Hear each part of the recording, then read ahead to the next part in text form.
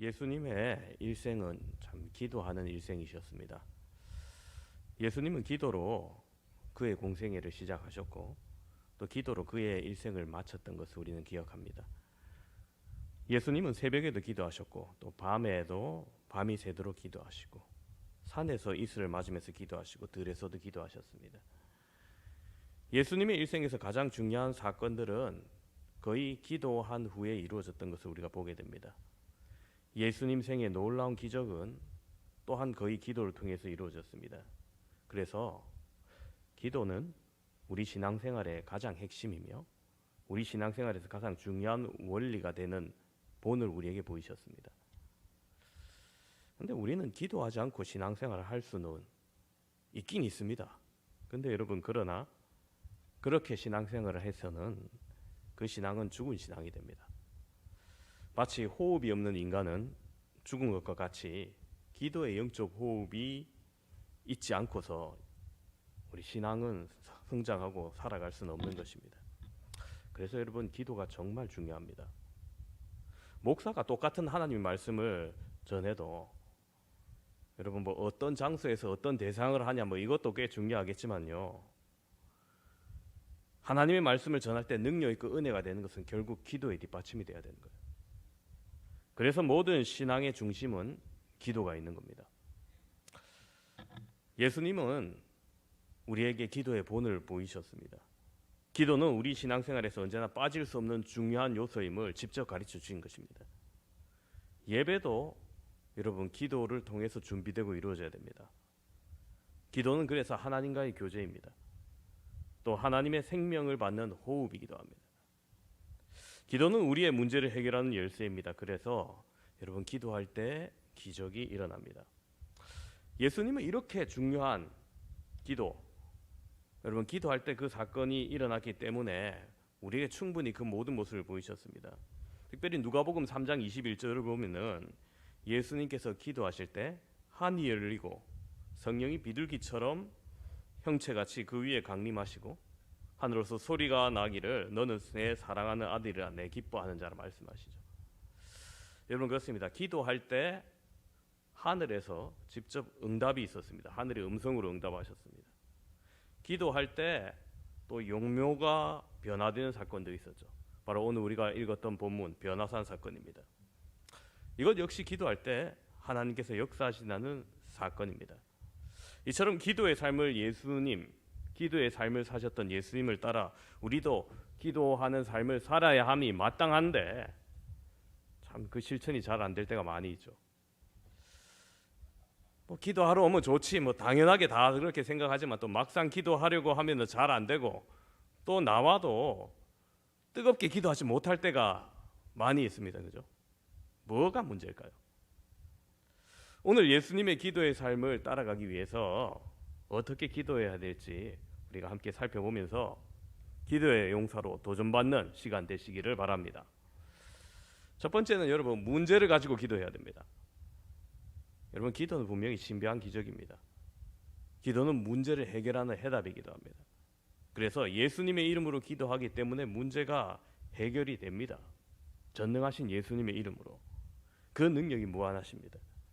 그래서 우리의 기도를 들으시고 응답을 하시는데, 그래서 예수님께서 구하라 그러면 너희에게 주실 것이요, 찾으라 그러면 찾을 것이요, 문을 두드리라 그러면 열릴 것이라고 말씀하셨습니다. 구하는 이마다 찾는 이마다 찾는, 두드리는 이마다 열리는 그러한 기적이 일어날 것이라고 예수님은 우리에게 말씀해 주셨죠. 이게 우리에게 주신 약속입니다. 또한 수고하고 무거운 짐진 자들아 다 내게로 오라 내가 너희를 쉬게 하리라 할 때, 여러분, 우리를 어떻게 쉬게 하겠다는 겁니까? 뭐 휴게소를 지어주겠다는 겁니까? 뭐 침대를 좋은 걸 주겠다는 겁니까? 아니에요. 결국 예수님께서 우리의 짐을 지시고 쉬게 하시겠다는 것은 우리가 문제를 가지고 나와서 주님 앞에 기도할 때 쉼을 주신다는 겁니다. 주님은 우리가 문제를 가지고 오는 거 좋아하십니다. 저는 좀 어려워해요. 문제를 가지고 뭐 하면 풀리지 않는 거, 이런 것들 정말 어려워합니다. 요즘 아이들 얼마나 그 공부하는 게 힘든지. 분명히 옛날에는 이렇게 안 어려웠던 것 같은데, 안에 문제집 들고 오면 내가 막 나한테 이제 묻지 마라 그래요. 중학교 때까지는 좀 봐줬는데 이제 고등학교 올라가니까 도저히 못 봐줄 수준입니다. 근데 예수님은 어떤 문제를 가져오시든지 우리에게 기쁘게 다가오신다는 거예요. 주님은 우리가 문제를 가지고 오는 것 자체를 좋아하십니다. 문제를 가지고 와서 해결해 주시고 그로 말미암아 주님의 전능하심과 그 능력의 무한하심을 우리에게 보여주기를 원하십니다. 문제를 가져와라. 문제보다 더 큰 주님을 만나게 될 것이다. 이렇게 말씀하시는 거예요. 불가능을 가지고 와라. 기적의 하나님을 경험하게 될 것이다. 이렇게 말씀하시는 거예요. 그래서 여러분 문제를 가지고 주님께 가는 것 망설이실 필요가 전혀 없습니다. 예. 아무런 문제 없다고 생각합니까?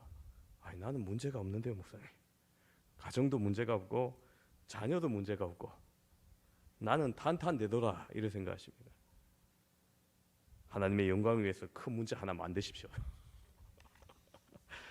주님 내 생애를 통해서 큰일 안 하길 원합니다. 그래서 좀 그 추상적이면 안 되고 그래도 좀 뭔가 구체적으로 계획적이어야 되니까 주님 내가 내 생에 100명 정도 할 수 있게 해주십시오. 그 한 4년 전에 오셨던 분이엘교회 김도민 목사님이 그 학생 막 1000명이었나 뭐 그 전도하게 해주십시오 그랬었죠. 아유 그분 좀 배포가 커요. 게다가 그 해외에 학교 30개인가 50개인가 짓게 해달라고 했어요. 아니 근데 제가 알기로는 이제 거의 다 지어가는 걸로 알고 있어요. 네. 네, 그렇습니다, 여러분. 분명히 구체적으로 세울 목표를 하십시오. 아니면 여러분 교회 하나 세울 수 있게 해주십시오. 내 평생 생에 하나 좀 하게 해주십시오. 문제가 없으면 문제를 만들어서라도 주님 한번 나아가 보시기 바랍니다. 비전 위에 분명히 세우시는 응답하시는 하나님을 경험하실 수 있을 겁니다. 혹 여러분 가운데 병드신 분 있습니까? 기도하시기 바랍니다. 생에 어떤 문제든지 주님께 가져오십시오. 문제를 만들어서라도 그렇게 기도하십시오. 반드시 하나님께서 그 기도를 들어주실 줄로 믿습니다. 20세기 가장 미국의 유명한 설교가 스퍼전 목사님은요, 기도하지 않고 성공했으면 성공한 것이 아니라 얘기합니다. 오히려 그것 때문에 망할 수 있다는 거예요. 왜 망합니까? 그런 거예요. 기도하지 않고 잘 되면 교만하게 되기 때문에. 아, 하나님 없이 내가 이루어졌다는 내 자랑하기 때문에. 그래서 망한다는 거예요. 여러분 그러므로 여러분 크고 작은 일 여러분 반드시 기도하시고 성공함으로 여러분 기도의 응답으로 고백될 때 은혜 받는 겸손한 삶 사시기를 바랍니다. 그 다음에 여러분 우리가 또 예수님의 기도의 삶 본받기 위해서 두 번째로는 긍정적인 믿음으로 기도해야 돼요. 여러분 이게 단순히 기분이 아니고요. 이 긍정적인 자세, 긍정적인 믿음으로 기도하는 거 굉장히 중요합니다. 주님께서는 우리에게 분명히 약속하셨습니다. 믿는 자에게 능치 못할 일이 없으리라. 여러분 이 말은 다른 말로 하면 믿는 자에게는 불가능이 없다는 뜻입니다. 불가능이 없다는 약속 전에 여러분 믿는 자라는 전제가 붙어 있죠. 여러분 믿는 자가 누굽니까? 기도하는 자예요. 믿음을 가지고 그렇게 기도하는 자라는 겁니다. 그냥 기도한다고 되는 것이 아닙니다. 믿는 자가 기도할 때는 분명히 역사가 일어납니다. 그래서 믿는 자는 기도하는 자요, 기도하지 않는 자는 믿기는 믿되 적당히 믿는 사람이에요. 살아있는 믿음은 기도로 결국에 이어지게 되어 있습니다. 반드시 기도하게 됩니다. 기도할 때 하나님께서 기적을 이루는 것을 체험하게 됩니다. 여러분 병든 부분이 있습니까? 기도하시기 바랍니다. 문제가 있습니까? 기도하시기 바랍니다. 반드시 하나님께서 듣고 계실 줄로 믿습니다. 믿는 자에게 불가능은 없습니다. 인도에 존경받는 선교사였던 스탠리 존슨이라는 분이 계십니다. 이분 일화가 굉장히 많은데 그 중에 하나를 소개해 주면은 이분이 마하트마 간디도 감동시켰던 위대한 선교사님이에요. 그런데 이제 노년에 89세 계시나 강수장 목사님 연세가 어떻게 되십니까? 80세. 그러니까 강순장 목사님보다 더 지금 연세가 많을 때 아유 지금 병이 오셨어요. 뇌졸중으로 쓰여지셨어요. 그래서 반신 안 움직입니다. 주변에 있는 분들이 강제로 그분을 데리고 선교지를 떠나서 보스턴 병원에 입원을 시켜요. 의식이 깨어난 다음에 말을 하게 되었을 때 의사가 이런 말합니다. 아유, 좀 힘드시겠는데요. 그러니까 이 스탠리 존스 선교사님이 의사 선생님, 당신들은 이제 주사를 놓고 약을 투여해서 치료를 하지만은 낫게 하시는 분은 주님이시니 오늘부터 치료하기 전에 나를 향하여 큰 소리 한번 외쳐주시기 바랍니다. 뭐 어떻게 해요? 그러니까 나사렛 예수의 이름으로 명하노니 스탠리 존스야 일어나라며. 아니 안 움직이는데 밑에 이렇게 외치고 내가 아멘 할 테니까 그때 이제 치료를 시작해 달라는 거예요. 뭐 돈 드는 거 아니니까 의사가 뭐 그래 해봅시다 하는 거예요. 그래서 그날 이후로부터 들어올 때마다 나사렛 예수의 이름으로 명하노니 스탠리 존스야 일어나라 하면 선생님이 아멘 하면서 이제 치료받기 시작한 거예요. 간호사들도 들어와서 주사할 때마다 나사렛 예수의 이름으로 명하노니 스탠리 존스 선생님 일어나라 이러면 아멘 하고 또 주사 맞는 거예요. 여러분 온 병원이 그러니까 그 병실 들어갈 때마다 나사렛 예수의 이름이 계속 나오는 거예요. 메아리 치는 거예요. 병원에 왜 잘 울리잖아요 소리가. 근데 6개월을 그렇게 했는데 완치가 돼버렸어요. 병원을 나가서 이제 90세가 6개월 지났으니까 90세가 됐는데 그분이 다시 인도로 들어갔어요. 대단한 분이죠. 여러분 그렇습니다. 나사렛 예수의 이름으로 일어나라, 이것은 선언적인 기도입니다. 그죠? 예수의 이름으로 선포하는 겁니다. 기도에는 강구적 기도가 있고 선언적 기도가 있는데, 여러분 강구적 기도는 하나님 앞에 고백하고 겸손히 구하는 것이고요, 선언적 기도는 예수의 이름으로 선포하는 겁니다. 근데 여러분 이게 꽤 괜찮아요. 여러분도 여러분을 향해서 한번 축복해 보시기 바랍니다. 나사렛 예수의 이름을 명하노니 건강할지어다. 나사렛 예수의 이름으로 명하노니 행복할지어다. 나사렛 예수의 이름으로 명하노니 우리 자녀들이여 지혜로울지어다. 여러분 이렇게 선언적인 축복과 기도를 자기에게, 가족에게, 자녀에게 해보시기 바랍니다. 기도할 때 이루어 주실 줄 믿습니다. 여러분 기도할 때 우리 마음속에 불가능이 있다 이렇게 생각해서 기도하면 안 됩니다. 이거는 어렵겠지 하고 기도해서는 안 됩니다. 여기서부터 하나님이 해주실 거라는 믿음으로 하셔야 됩니다. 반드시 예수님께서 말씀하실 때 내 믿음대로 될지어다 말씀하셨거든요. 여러분 할 수 있다고 믿는 사람이 그 믿음대로 할 수 없다고 믿는 사람, 여러분 결코 같을 수가 없는 거예요. 할 수 없다고 기도하시는 분들 안 될 수밖에 없는 겁니다. 그래서 믿음대로 될지어다. 참 무서운 말씀입니다. 지금 믿음이 없는 사람은 없는 대로 안 된다는 얘기입니다. 할 수 있다는 믿음을 가지시길 바랍니다. 세계 역사의 위대한 사람들 거의 다 긍정적인 사람들이죠. 미국 캘리포니아에서 기적을 이뤘던 로버트 슐러라는 분이 있습니다. 이분이 언제나 긍정적인 생각을 가지신 분이에요. 보면 항상 밝고 긍정적인 분이 있잖아요. 그래서 항상 생각은 운명을 바꾼다고 외치며 지나가는데 어떤 분이 아이고 문제 없는 인생 좀 살게 해주십시오. 당신은 문제 없는 인생을 그렇게 살고 있는 것 같은데 나도 좀 문제 없는 인생 살기를 원합니다. 이러는 거예요. 대체 무슨 문제가 있습니까? 물어보니까 너무 문제 많은 인생을 살다 보니까 괴롭다는 거예요. 그래서 문제 없는 인생을 살기 원하는데 좀 안 되겠냐는 거예요. 긍정적인 사람이니까 전혀 문제가 없는 줄 알고 그렇게 생각하는 거죠. 그분이 그렇게 얘기합니다. 문제 없는 곳이 하나 있는데 알려드릴까요? 그러니까, 알려주십시오. 그러니까, 어디입니까? 그러니까, 공동묘지가 문제가 없다는 거예요. 여러분 그렇죠. 사람이 죽으면 문제가 없습니다. 뭐 죽은 사람이 뭐 내일을 걱정합니까? 그죠? 뭐 해야 될 걸 걱정합니까? 저축합니까? 뭐 다 필요 없어요. 근데 살아있을 때는 문제와 함께 사는 겁니다. 무슨 말이냐? 여러분 아무리 좋아 보이는 사람도 결국 다 문제는 있다는 거예요. 그러나 그 문제를 안고 어떻게 살아가냐에 따라 달린 거죠. 문제는 얼마든지 있다고 믿는 자에게, 그러나 그것을 해결할 수 있다고 믿는 자에게 해결이 되는 겁니다. 기도하는 자에게 해답이 있는 것입니다. 전능하신 하나님을 믿는 자에게 불가능이 없는 믿음으로 우리가 승리하게 될 줄로 믿습니다. 한국이 일본의 식민지 통치를 받고 있을 때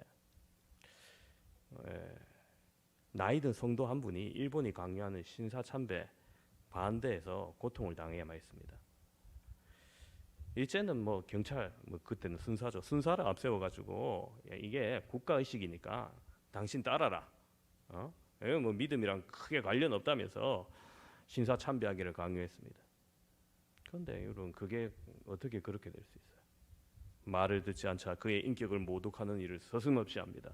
고령임에도 매일 순사가 찾아와서 그에게 갖은 협박을 하면서 신사참배를 강요하니까 연약한 몸이 감당할 수가 없어요. 당시에 그 어르신이 신경통이 너무 심해가지고 무릎 관절이 너무 아프신 거예요. 근데 만일 이 어르신이 이제 고민을 하는 거예요. 아, 내가 끝까지 이렇게 신앙의 절기를 지키다가 신사참배를 거부하고 감옥 가면은, 야, 좀 있으면 겨울인데 엄동설 안에 무릎이 더 아플 거 아니야. 이게 걱정인 거예요.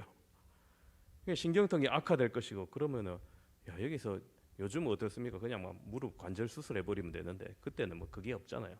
그러니까 이거 평생 못 걸을 수도 있겠다. 뭐 이런 불안감이 닥쳐온 거예요. 그분에는 그게 고민이었어요. 저는 뭐 신경통을 안 알아봐서 모르겠습니다만은 이분에는 이게 고민이었어요. 이게 뭐 신앙은 지키는 건 당연한데, 야, 이거 그러면 우리 예배당도 못 가고 이거 걸어 다니지도 못할 건데 뭐 이런 고민이 됐어요. 게다가 자기가 쓰러지면은 식구들에게 다칠 고생도 생각하자니 참 답답한 겁니다. 그래서 어떻게 하면 좋을지 고민하다가 하나님께 기도하기 시작합니다. 그런데 기도하던 중에 성령님께서 충만하게 임재하는 것을 느꼈고 마침내 담대하게 걱정하는 바를 내려놓게 됩니다. 그래서 이 어르신이 단호하게 신사참배를 거부합니다. 강요하지 말라고 나는 결정했다고. 예상대로 감옥에 가게 됩니다. 어떻게 신경통의 고통이 다가올지 모르는 두려움 속에서 그분은 자기의 하나님께 모든 것을 맡기고 그냥 은혜 감사하는 겁니다. 주님, 내가 우상에 숭배하지 아니하고 이 편을 택하게 하시니 감사합니다면서 죽음은 죽으리라는 각오로 용기로 감옥에 들어갔습니다. 추운 겨울이 찾아왔습니다. 그런데 우려했던 무릎이 아무 염려가 없는 거예요. 신경통이 도지지 않았고 오히려 기적이 일어납니다. 그 좋다는 약 다 써봐도 낫지 않던 신경통이 그 추운 겨울 감옥에서 말끔히 나와버린 거예요. 하나님의 역사를 경험한 겁니다. 그렇습니다. 여러분, 문제를 가지고 하나님께 나아오시고 긍정적인 믿음으로 올바른 길을 선택했을 때 여러분, 하나님은 놀라운 기적을 경험하게 하시는 겁니다. 기도하는 자의 응답은 기적입니다. 여러분, 자녀를 위해서 기도하시되 그들에게 믿는 자에게 불가능이 없다는 믿음을 심어주시기 바랍니다. 중요한 것은 우리 속에 긍정적인 생각, 긍정적인 말, 긍정적인 믿음, 우리의 긍정적인 행동, 이것이 운명을 바꿉니다. 그럼 부모들이 어떤 언어를 많이 쓰고 있는가를 잘 성찰해 보셔야 됩니다. 내가 쓰고 있는 말 긍정적인지, 아이들 물론 자녀들 잘 되라고 하는 얘기인데 아이고 이 망할 놈 하면 진짜 망해요. 아이고 흥할 놈 해야지 자꾸만.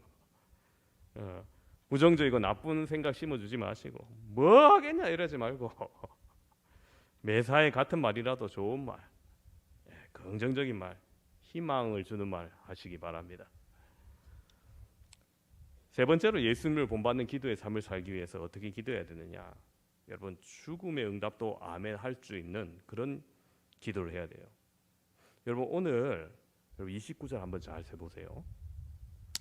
29절에 이렇게 기록되어 있죠. 기도하실 때 용모가 변화되고 옷이 휘어져 광채가 나더라. 여러분, 여기까지는 우리가 잘 아는 거예요. 그죠? 아, 예수님 옷이 확 휘어지고 얼굴에 뭐 광채가 나고. 예수님 저기 외경에 보면은 예수님이 꽃미남이 아니고 예수님이 막 좀 흉터도 있고 뭐 그런 얘기가 있는데 확실하진 않지만 뭐 아무튼 예수님이 서양 화가들이 그리는 그런 꽃미남은 아니었던 거예요. 근데 적어도 이때만큼은 막 꽃미남이었던 거죠. 광채가 나고 얼굴이 휘어지고 용모가 변했습니다. 예수님의 인생 중에 이때가 가장 외모적으로 영광스럽게 변한 시간이 아닐까 생각 들어요. 근데 여러분, 그 직후 받은 예수님의 그 기도 응답이 뭔지 잘 몰라요. 모르실 때가 많아요. 여러분 30절 31절 보세요. 문득 두 사람이 예수와 함께 말하니 이는 모세와 엘리야라. 그죠? 아, 변화산에서 세 사람, 모세와 엘리야와 예수님. 여기까지도 잘합니다. 근데 영광 중에 나타나서 장차 예수께서 예루살렘에서 별세하실 것을 말. 여러분, 변화산에서 뭘 얘기했다는 겁니까? 예수님의 죽음을 얘기했다는 거예요. 세 분이, 모세, 엘리야, 예수님이 예루살렘에서 어떻게 죽을 건가, 이걸 얘기하는 거예요. 여러분, 열심히 기도했는데 받은 응답이 예루살렘에서 죽을 거라는 거예요. 근데 여러분, 이게 공생의 최대의 기적입니다. 단순히 기도했더니 예수님이 꽃미남으로 잠시 변하셨다가 아닙니다. 하나님의 은혜를 받고 더욱더 구체적으로 예루살렘에서 별세하실 것, 죽으실 것을 응답받으신 겁니다.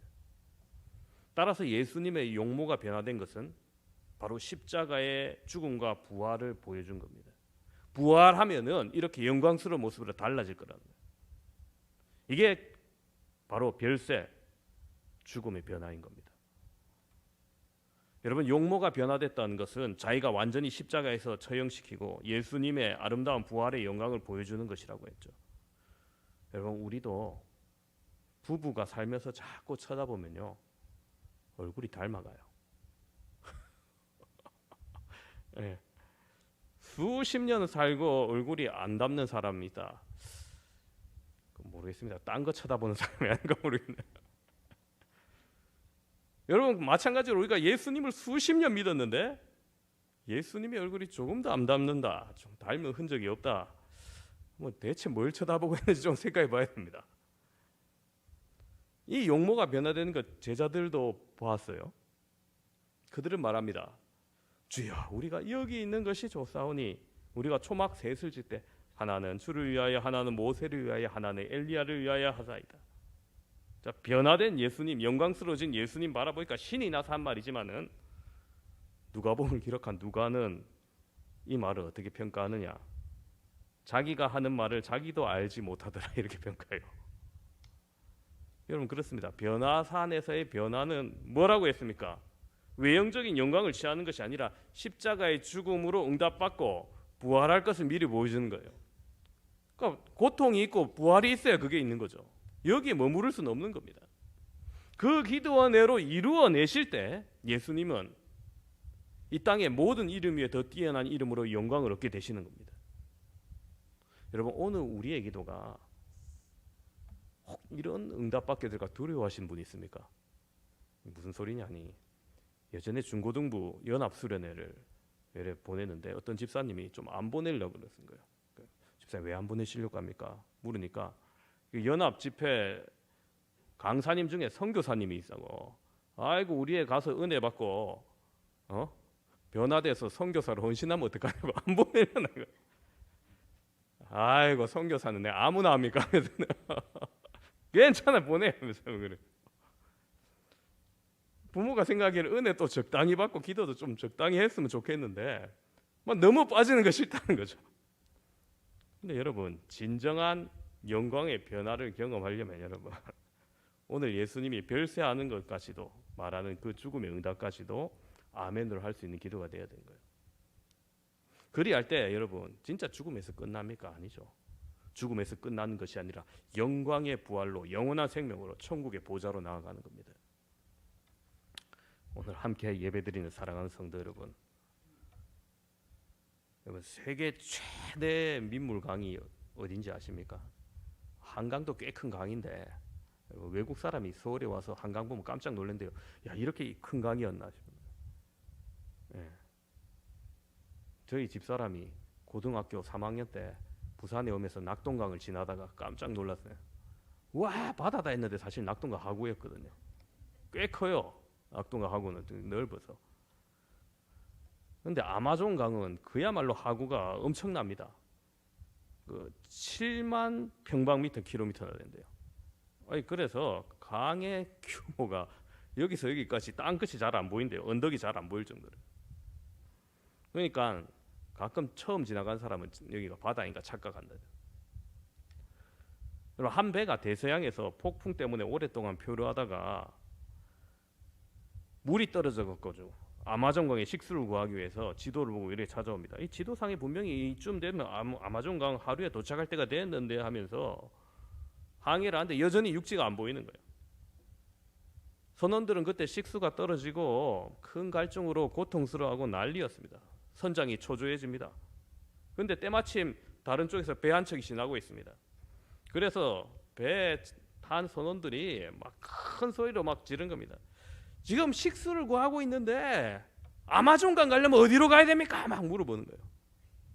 그러니까 다른 쪽 배에서 다시 고함 소리가 들려오는 게 여기가 아마존강이야. 당신들 이미 아마존강 한복판에 있으니까 물통을 그냥 내려뜨려서 떠먹으라는 거예요. 여러분 그렇습니다. 강 한가운데 있으면서 바다인지 알고 마시지 못하는 물, 사실 강 한가운데 있었던 거죠. 물을 떠내기만 하면 됩니다. 뭘 말하느냐? 여러분 우리 또한 마찬가지라는 거예요. 우리는 이미 예수님의 은혜 한복판에 있습니다. 하나님의 구원의 약속, 그리스도의 십자가로서 이미 성취되어 있는 구원을 우리는 맑은 물 한복판에 그 구원의 강 위에 떠 있는 겁니다. 물통을 내리기만 하면 돼요. 떠 마시기만 하면 돼요. 마찬가지로 여러분 우리가 기도만 하면 성취받을 수 있는 복이 너무나 많이 있습니다. 값없이 주실 생수와 같은 주님의 은혜, 여러분 더욱더 기도하심으로 풍성히 얻으시는 저와 여러분 되시기를 주님의 이름으로 축원합니다.